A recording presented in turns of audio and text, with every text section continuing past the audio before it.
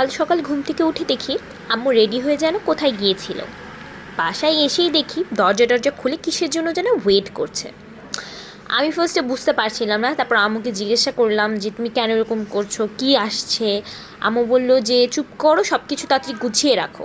এদিকে জয়েদ নাস্তা করছে আর আমার ভিডিও করা দেখে খুবই বিরক্ত হলো। তা আমি আবার নিমিষেই সব কিছু পরিষ্কার করে ফেললাম। দেখেছেন আমি কত ভালো একটা মেয়ে। তো আমার আম্মু ওয়েট করছে। আমি বারবার জিজ্ঞেস করছিলাম যে কী জন্য তুমি ওয়েট করছো। তখন আম্মু বলল যে আমি যে কালকে ফ্রিজটা দেখে এসেছি ওটা আমি অর্ডার দিয়েছি।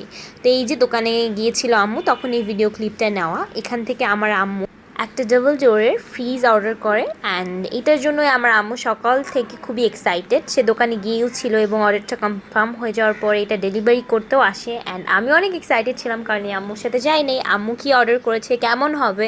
তো আমি অনেক বেশি এক্সাইটেড ছিলাম। ইউটিউবে আপনারা অনেক টাইপের আনবক্সিং ভিডিও দেখেছেন, আজকে আমি আপনাদেরকে ফ্রিজ আনবক্সিং করে দেখাবো।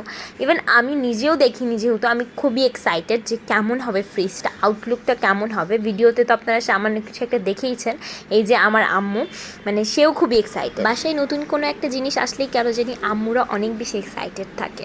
তো এই ফ্রিজটা ওয়ানসনের একটা ফ্রিজ, এটা 300 লিটার ক্যাপাবিলিটি, আর এটা হচ্ছে হোয়াইট কালারের মধ্যে, আর এটা উপরে একটা টেম্পার গ্লাস দিয়ে খুব সুন্দর করে একটা ফিনিশিং দেওয়া। তো অনেক সুন্দর লাগছিল ফ্রিজটা এমনি বাস্তবে, আর ভিডিওতে কিছুক্ষণ পর তো আপনারা দেখতেই পারবেন।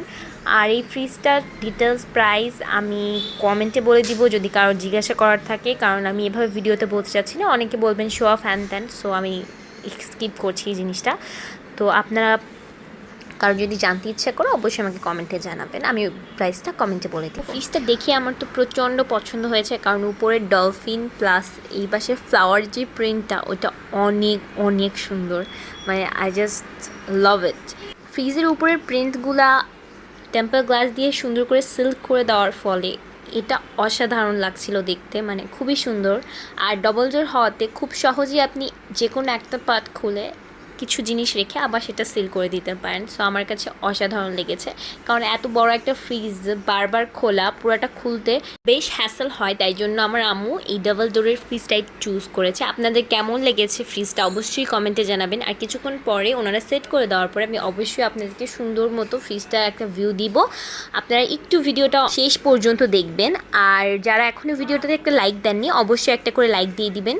ফ্রিজটার যে দাম তার সাথে ওনারাও 500 টাকা চার্জ করেছিল আমাদের বাসায় পৌঁছে দিয়ে ফ্রিজটা সেট করে দেওয়ার জন্য, কিন্তু ওনারা ফ্রিজটা একদম সেট করে দেননি। ওনারা বলেছেন যে ফ্রিজটা ওনারা যখন ডেলিভারি দিয়েছেন তার থেকে আমরা 10 থেকে 12 ঘন্টা পরে যাতে এটাতে ইলেকট্রিক সংযোগটা দেই, আর এটাতে তারও 5-6 ঘন্টা পরে, মানে প্রায় 15 ঘন্টা পরে যাতে আমরা এর মধ্যে কিছু রাখা শুরু করি, মানে এটা মানে রাখতে ওনারা মানা করে গিয়েছেন। ওনারা এই ডিটেলস বলে যান এবং এই ফ্রিজটার ওয়ারেন্টি গ্যারান্টি কার্ড সহ সব কিছু আমাদেরকে দেখিয়ে দিয়ে গিয়েছিলেন। তো এই তো ফ্রিজটা এখন আমি আপনাদের ওনারা চলে গেলে পরে দেখাচ্ছি। যে দেখুন ভিডিওতে আসলে বোঝা যাচ্ছে না কতটা ডিপ, বাট এটা কিন্তু ভালোই ডিপ। আর এই তো আমি এই হ্যান্ডেলটার কথা বলছিলাম, এটা খুবই সুন্দর, আমি বারবার এদিকেই তাকিয়েছিলাম, মানে খুবই সুন্দর একটা অ্যারোগেন্ট লুক দিচ্ছিল এটা। তো এই যে আমি উপরে যে 3D পেইন্টটা এটাও অনেক সুন্দর ছিল, একদম তাকিয়েছিল, মনে হচ্ছিল যে ডলফিনগুলো মানে সত্যিই মনে হচ্ছে ফ্রিজের উপর থেকে একটা অ্যাকোয়ারিয়াম। তো এই তো আমরা যে খুলে খুলে দেখছিলাম, মানে আমি আপনাদেরকে দেখাচ্ছি।